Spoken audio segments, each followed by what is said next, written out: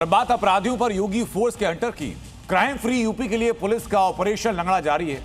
History sheeter हो, महिला सुरक्षा में सीन लगाने वाला हो, एक एक करके हिसाब हो रहा है। पिछले 24 घंटों का ट्रैक रिकॉर्ड बताता हूं आपको। 24 घंटों के अंदर कन्नौज से लेकर आजमगढ़ तक ताबड़तोड़ एनकाउंटर किए गए, जिसमें कई अपराधियों का हाल वही हुआ जो अक्सर होता आया है।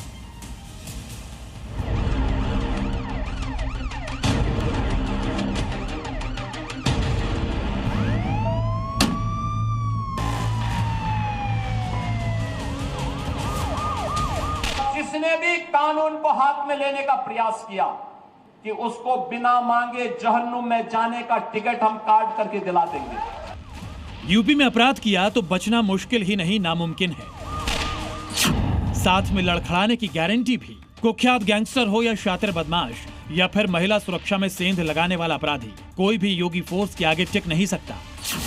अपराधी जब भी योगी फोर्स को चैलेंज करते हैं तो ऐसी ही तस्वीरें सामने आती हैं जो पिछले 24 घंटे में कन्नौज, बरेली, मेरठ, बुलंदशहर और आजमगढ़ से आई हैं। कोई स्ट्रेचर पर कराह रहा है तो कोई पुलिस के कंधों के सहारे लंगड़ी खेल रहा है।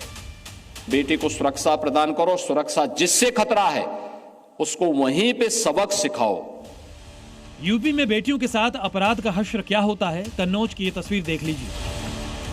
पुलिस के कंधों पर लंगड़ाते अपराधी का नाम बाबू राम है, जो मूक बधिर युवती को किडनैप कर भाग रहा था।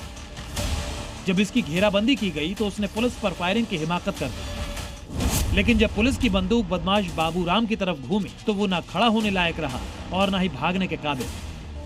पुलिस ने अपहरण के कुछ ही घंटों में किडनैपर का हिसाब बराबर कर दिया और युवती को सकुशल बरामद कर लिया। संबंध में मौके पर जो अग्रेतर विधिक कार्रवाई प्रचलित है, उससे सभी आगे की पूछताछ और छानबीन की जा रही है।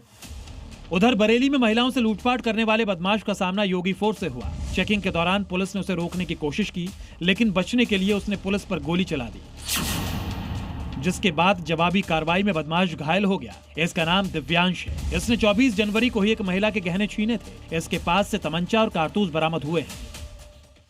एक तरफ मां और बेटियों के दुश्मनों का हिसाब हो रहा है तो दूसरी तरफ गौ माता की हत्या और तस्करी करने वालों का भी सफाया जारी है। बुलंदशहर में वाहन चेकिंग के दौरान योगी फोर्स ने गौ तस्कर नदीम को घेर लिया और जब उसे दबोचने की कोशिश की गई तो गोली चलाने की वो भूल कर बैठा, मगर जब पुलिस की गोली चली तो नदीम लंगड़ा बन गया। इसने 2 दिन पहले ही गोकशी की थी। उसके पास से तमंचा और कारतूस भी बरामद हुए हैं। वहीं आजमगढ़ में शराब तस्करों के साथ पुलिस की मुठभेड़ हुई। इस दौरान गोली लगने से एक तस्कर लंगड़ा हो गया, जबकि दूसरे ने पुलिस के सामने सरेंडर कर दिया। इनके कब्जे से 60 पेटी अवैध शराब बरामद हुई है। ब्यूरो रिपोर्ट, जी मीडिया।